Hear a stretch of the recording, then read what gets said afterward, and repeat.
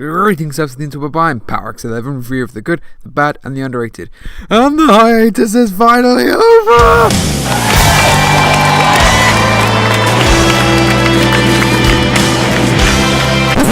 Journalism. Yes, sorry, ma'am. And yes, I'm back from France. Sorry I'm late, but car trouble and lazy mechanics. Can't be helped. You can check on my Facebook page for a bit more detail. Needless to say, I am very glad to be back. Now, getting back on track, one of the things that makes Rainbow Dash relatable to me in particular is her fangirling tendencies, and whenever Daring Do has made an appearance, all 2 times in the past, it made for a fun episode, although that could also be because I'm a big Indiana Jones fan. Yes, I even liked it when it turns out she was real. It made for a good episode and, in my opinion, one of the best morals in the show. It's fine to look up to Daring Do, but you've put her so high up on a pedestal, you can't even see your own worth anymore. Plus the fact that Patton Oswalt will be appearing in this also got me excited, considering he's been in stuff like Ratatouille, SpongeBob, Batman Beyond, Kim Possible, We Bare Bears, and many more. So will this episode be a fanboy's delight, or incur the wrath of a fandom? Let's find out as we review Stranger Than Fan Fiction. This episode starts with Daring Do in a treacherous cave looking for an idol. You have wings, why can't you fly over? Only it's revealed that Twilight is reading a book as Rainbow packs to go to a convention. I'm sorry, Rainbow Dash. I just keep thinking about how much fun you're gonna have at the Daring Do convention.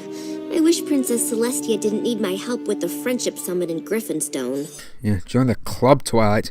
All my idols go to conventions and hang out with loads of other awesome people, while I'm stuck at home where the only person I can talk to about ponies is my little sister. And yes, Rainbow fangasming is as adorable as ever. When she gets to a convention and looks at some Indiana Jones tributes, though then again that's pretty much anything Daring Do related, she runs into Quibble Pants, voiced by Patton Oswalt. Thanks. The hard part was figuring out the right number of arrow holes. Because on page 84 of Sapphire Stone, it describes her dodging a, quote, score of arrows shooting forth from holes in the very walls, unquote. But then on page 107, Daring Do says she, quote, barely made it past the trap's barrage of arrows, unquote. But clearly, Daring Do is embellishing, and the correct number of arrows is 20. Geeks. Wait, where did you get those? No, that's not mine. I swear that's not mine. Oi! I need to flatten those. They're not in good condition. Ugh. Also, I know everyone ships Rainbow Dash with everyone, but I don't care. Shipping montage! It must be love, love, love. It must be love, love, love. Nothing more, nothing less. Love is. Seriously? A body pillow of a tied up Daring Do? Of all the things in fandoms you could reference, you choose to own a Daring Do pop figure. It's so cute.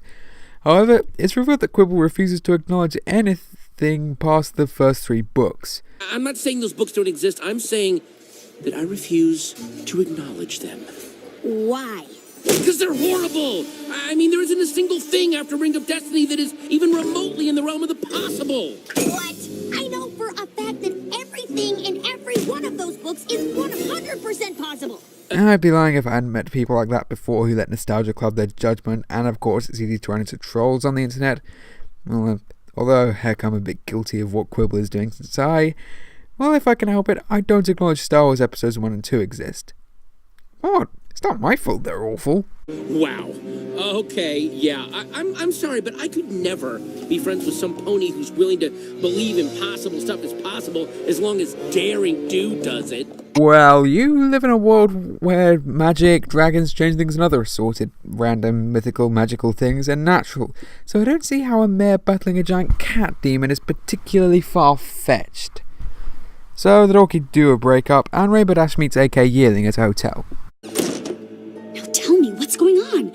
Is it Caballero? Did you see him? What? No. But there is a pony downstairs who thinks everything you've written after the first trilogy is totally unrealistic and terrible. And I need you to help me prove to him that it's all totally possible. I've got bigger problems on my hoofs than dissatisfied fan ponies. Okay, you're a great pony. And, oh yeah, amulet thingy, and apparently she's being chased by that greedy Cavaleron pony. with a pretty clever plan to hide in plain sight at the convention. Just keep your eyes out for anything suspicious. Got it. Does a pony who only likes her first trilogy qualify as suspicious? Well, is it bad that I'm suspicious of people who didn't like The Force Awakens despite it being awesome and fun? Turns out Cavaleron isn't pleased and you are a horrible pony body pillar henchman. You are scum. Open fire, guys!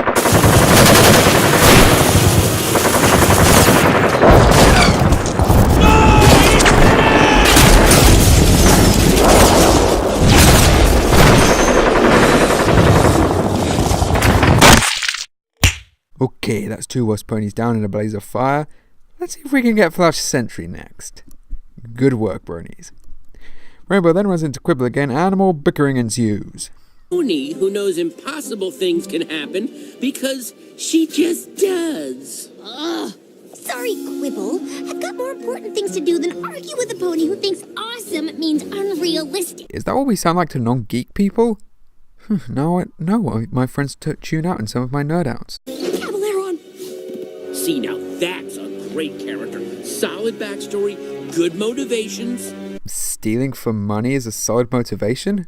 Well, I guess you haven't seen Ratcliffe, Clayton, that guy from Atlantis, and pretty much every Disney villain from the late 90s and early 2000s except Frollo and Hades. However, it turns out Cavaleron's using the same tactic as Daring Do, and he captures Dashi and Quibble. Cavaleron! Ha! What do you have to say now, Quibble? This was your plan to prove the Daring Do books are realistic? You bought a Daring Do experience adventucation. We're actually being held captive by Cavaleron. Please, this guy's accent is all over the place. No offense. Okay. Oh, you are too amazing, Quibble. Wait till I introduce you to the Don Carnage. Don Carnage knows all that a feared pirate needs to know, you know? He then tries to escape but gets beaten up and somehow still doesn't believe it. If I pretend to believe this nonsense is real, will you call off the hench pony repertory theater over there? What was that? Daring Do, thank goodness, we're over here. Fan out! You can't let Daring Do rescue these two. Oh, I guess Equestria has a hench code too.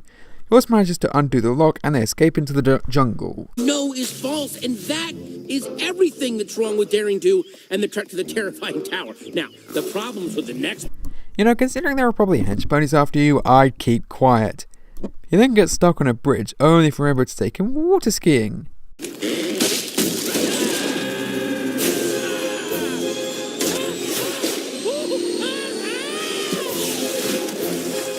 How's that for not possible? That was awesome! I thought we... And then you began the flying. Well, and I was like, where are you going? And then you swerved, and I was on the water and the rocks. Wow! Yeah, if you read that in a book, you might even think it was unrealistic. Hello, we need you. Somebody just got seriously burned. But they got captured again and led to a temple with alicorn hieroglyphics. So maybe more alicorns existed before Equestria, or they were legends, or... I have more fanfics to write, don't I? Quibble decides to CinemaSins the adventure, unleashing a tiny gecko.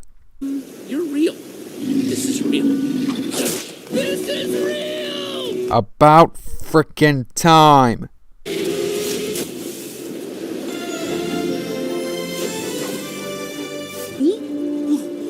Whoa, you're real! You're friends with her? Rainbow, stop making that face. I want to keep the jokes in this review PG.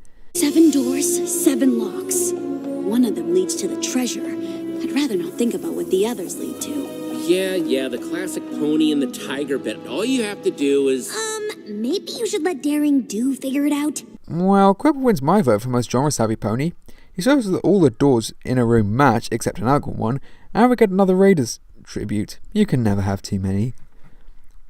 But as they get the treasure, the mud starts to rise again, as Quibble gets even more water skiing and references my favourite indie film. Go around! You can't go over him! Go over him? Are you crazy? Are you crazy? Don't go between them! Go between them! Are you crazy? I approve. Okay, I got it. let's create a fake treasure out of mud and rocks, give that to Caballeron, and then when... Not every daring do plan has to be super complicated. I swear I heard them. I guess if you want bad guy insurance, go to Giant Gecko. And so Daring goes to give the idol to a museum, and Quibble and Rainbow finally settle their argument. Maybe the later books are slightly more realistic than I gave them credit for. Still don't like them. What? How can you... Wait, hold on. Before we get in another fight, I think I finally figured it out. I love the daring do that solves puzzles and uses her brain to get out of tough situations. And she did way more of that in the original trilogy. You love the daring do that is brave and awesome and comes out on top no matter what the odds. That's okay. We might never agree on what makes daring do cool, but you are definitely cool. I mean, the way you saved me on the bridge, wow. And escaping from the temple, you, Rainbow Dash, are awesome. Well, I'm not the one who can locate a treasure, and half the time Daring Do can. You may have terrible taste in books, but you're pretty awesome yourself. Aw, both a lesson to all fighting geeks and more shipping fuel. So that was Stranger Than Fanfiction. A really great and fun episode. Definitely my favourite of the season so far. Daring Do and Rainbow Dash are as fun and awesome as ever. It's nice to see the writer can still handle her character well after Newbie Dash dropped the ball with her main motivation since the first episode.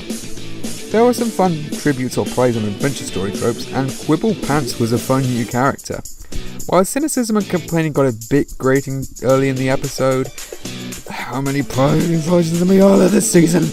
In the end, he did help Daring and Dash get out some tight spots and acquire the treasure. It's definitely nice to see another competent, likable male character in the show outside of Spike and Discord, since many are incompetent, bland, self-centered, evil, or background ponies. And of course, Oswald gives yet another entertaining and funny performance to add to his large collection of them.